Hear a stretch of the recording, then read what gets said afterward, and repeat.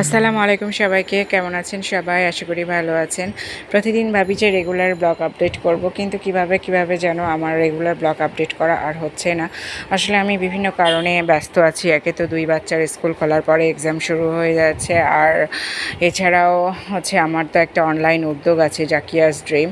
তো সেখানে হচ্ছে আমার অনেক কাজ করতে হয়, ফটো শ্যুট করতে হয়, শাড়ি, থ্রি পিসে ব্লকের নকশা অ্যাড করা, ব্লাউজ পিস বা কাস্টমাইজ অর্ডার, তো সেদিকেও একটা ভালো সময় যায়।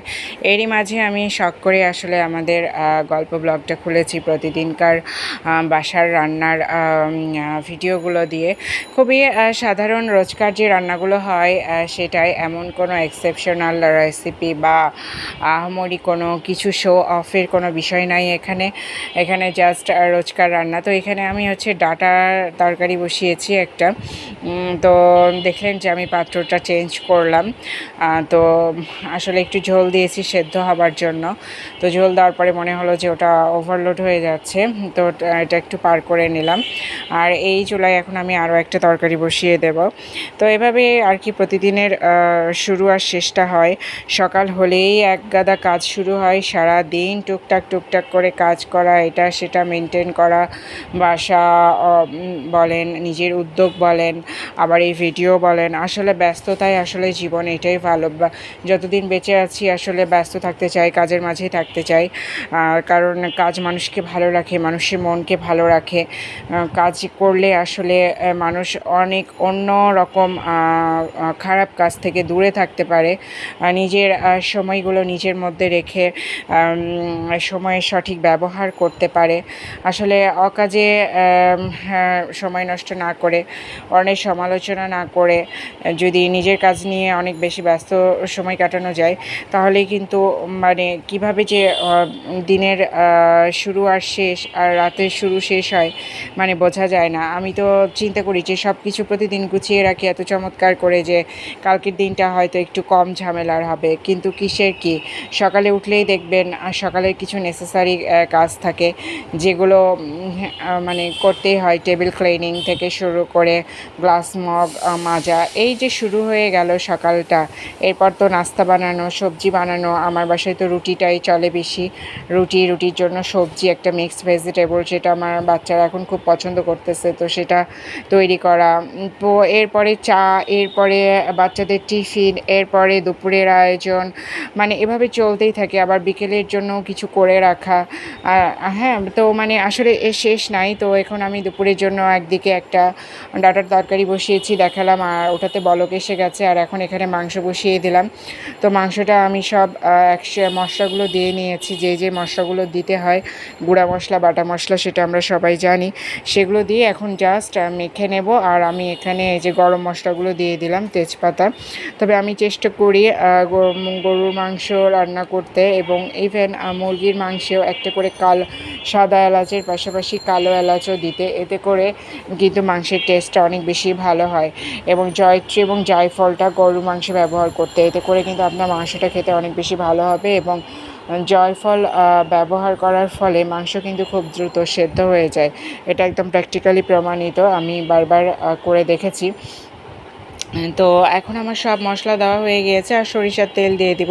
বরাবরের মতোই আমি রান্নায় সরিষার তেল ব্যবহার করি, এবং আমার বাসায় আমি সরিষার তেল একদম অনেক বেশি করে একবারে কিনে নিই। এটা আসলে গ্রাম থেকে করিয়ে নিয়ে আসা হয়। আমার হাজব্যান্ডের অফিসের একজন কলিগ আছেন, যিনি তার মাধ্যমে আসলে আমরা তেলটা নিয়ে আসাই। একবারে 30 লিটার 35 লিটার করে তেল নিয়ে আসাই। ওরা গ্রামে সেই সরিষাটা কেনে এবং তারপর তেলটা ভাঙিয়ে দেয়। তো সেটা দিয়ে একবার করে নিয়ে আসার পরে আমার অনেক দিন চলে যায়, আবার শেষও যদি হয়ে যায় তারপরে আবার বলা হয়।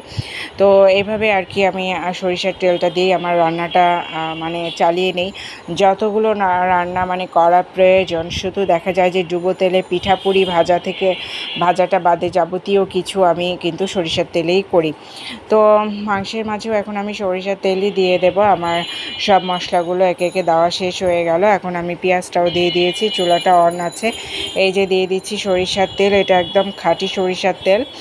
আর এখন হচ্ছে জাস্ট মিক্স করে নিব সব কিছু একটা স্প্যাচুলা দিয়ে। তো আপনার হাতে সময় থাকলে আপনি আগেই ম্যারিনেট করে নিয়ে কিছুক্ষণ রেখে দিয়ে তারপর দেখা যায় যে খুব বেশি না 10-15 মিনিট রাখলেও হয়, রাখলে ভালো, দিয়ে তারপরে চুলায় বসালে ভালো। আসলে আমার এত তাড়া থাকে যে ওইভাবে আলাদা করে ম্যারিনেট করে রাখার সময় খুব একটা সব দিন পাওয়া যায় না, যেদিন পাওয়া যায় সেদিন রাখা হয়, আর যেদিন পাই না সেদিন একসঙ্গেই মানে একদম ইয়ে করে ফেলি। এই যে জয়ফলের গুঁড়াটা আমি দেখালাম, জয়ফল গুঁড়া করে নিয়েছি, এই যে জয়ফলের গুঁড়াটা দিয়ে দিলাম, এতে করে মাংস খুব তাড়াতাড়ি সেদ্ধ হয়ে যাবে। এটা একদম প্রেশার কুকারের মতোই কাজ করে। দেখবেন যে আপনি মাংসে যখন জয়ফলের গুঁড়া ব্যবহার করবেন তখন জয়ফলটা কিন্তু মাংস দ্রুত সেদ্ধ করে ফেলে। তো আমি এভাবে নেড়েচেড়ে দিয়ে আমি চুলার হিটটা একটু মিডিয়াম থেকে লোতে রেখে ঢাকনা দিয়ে রেখে দেব। এটা এখন আস্তে আস্তে সুন্দর করে হয়ে যাবে। আর এই যে চিংড়ি মাছগুলো, ওই যে ডাটাটা দেখাচ্ছিলাম, চিংড়ি মাছগুলো আমি কষিয়ে উঠিয়ে রেখেছিলাম, তো সেটার সাথে এখন আমি চিংড়ি মাছটা দিয়ে দিলাম। এই তরকারিটা কিন্তু খুব ভালো লাগে এই সময়, বলেন, প্রচুর সুন্দর কচি কচি ডাটা পাওয়া যাচ্ছে, আর এই ডাটার সাথে মানে চিংড়িটা আসলে অনেক ভালো লাগে। এর সাথে কাঁঠালের বিচি দিলে পারেও বেশ ভালো লাগে। আমার বেশ কিছু কাঁঠালের বিচি আগের বছরের সেদ্ধ করা আছে, আমি যেটা রিজার্ভ করে রেখেছিলাম, তো সেটাও মিক্স করে দেই মাঝে মাঝে এই ডাটা চিংড়ির তরকারির সঙ্গে।